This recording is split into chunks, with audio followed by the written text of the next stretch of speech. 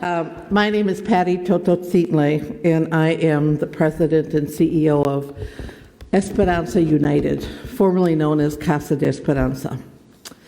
I'm passionate about mobilizing Latinas, Latinos, Latinxes, and to end gender-based violence. That's what I work on day in and day out as the president and CEO of the organization Esperanza United.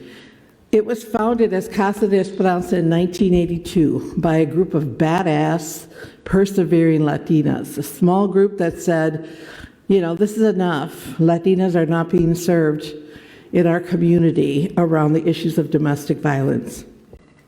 So they started an emergency shelter in St. Paul. It's the smallest shelter, domestic violence shelter, in the Twin Cities, and that shelter still exists today. We have since grown into the largest, most respected Latina organization in the country, focused on ending gender-based violence. And we continue to ground our work in the community and the community's strengths and wisdom as we serve Latinas and Latino communities locally and across the country. 1 in 3 women, 1 in 3, look around the room, 1 in 3 women will experience domestic violence in their lifetime. That's a national statistic. In Minnesota, the same average exists. This is whether I'm Latina or any other community, around 1 in 3 women, and that's a general statistic, so some may experience a higher statistic. So the number may be the same, but that doesn't mean the experiences, the realities, and the solutions are the same. Esperanza United's Latina Advocacy Framework provides the foundation for how best to work with Latina survivors and communities in order to gain safety, connectedness, and self-sufficiency. And one of the women that was part of creating that Latina Advocacy Framework is here. Rosario de la Torre is a badass Latina. She is one of our directors at Esperanza United.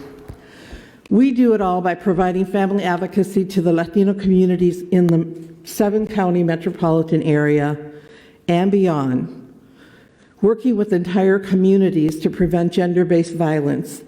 We engage families, we engage men, we engage boys, and we engage girls. On a systems level, we work with service providers nationwide to make sure that they are working in the best way, culturally relevant ways, to serve Latino communities. We elevate the voices and realities of Latino communities through research and evaluation that promotes social justice in the field of domestic violence and sexual assault. And we work to make sure that policies nationwide are responsive to the needs and realities of Latino communities. And that is damn hard work. Why do I want people to join me in power? We have learned that we are not the ones as an organization to end domestic violence. And we know that systems are not the answer, and organizations aren't the answer. They're part of the solution. But domestic violence will end because when communities end domestic violence. And so that's how we work. That's our theory of change, and that's why we need everybody. We need parents.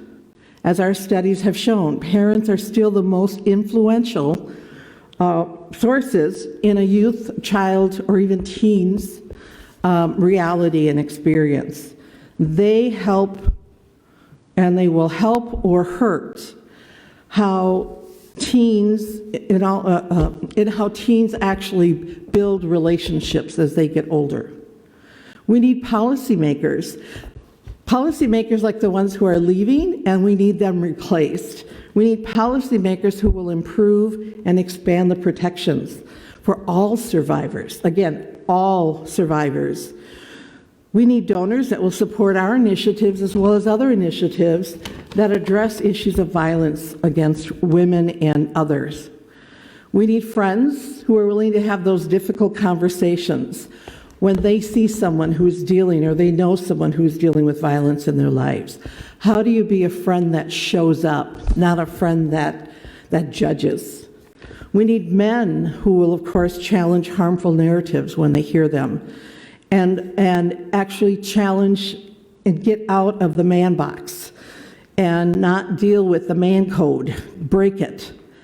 We need service providers to challenge themselves and their institutions to better serve culturally specific communities.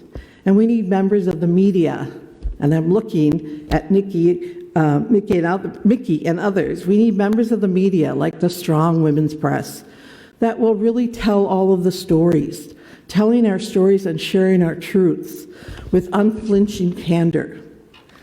So, what can you do to be a badass? We need everyone, again, and that means everyone in this room and beyond, to really share how you can support organizations like Esperanza and the work that we do, as well as others. There are a lot in this community, a lot of organizations that do this precious kind of work. I'm here to tell you that standing against gender-based violence is the ultimate chingona move. So there are a couple of chingonas in this room, and if you want to know what that means, it's really a Chicano term for badass. And so I'm proud to be a chingona, I really am. And I'm here to tell you that standing against just gender-based violence is exactly what you can do. This work is very hard. I've been with my organization for 20 years. I never thought when I went in that I would be there for 20 years. 6 years was always my max. And here I am, 20 years later. I just celebrated on April Fool's Day. When we started, people said that we were family destroyers, but we persevered. And now it's been 40 years as an organization, and the work is still hard, and it's still important, but it's in different ways today. Ours is a feminist story of triumph and hard work and continued struggle. Our story is a Latina leadership story. We keep at it because we know our vision of a community free from gender-based violence is possible. And I invite you to join me. Thank you.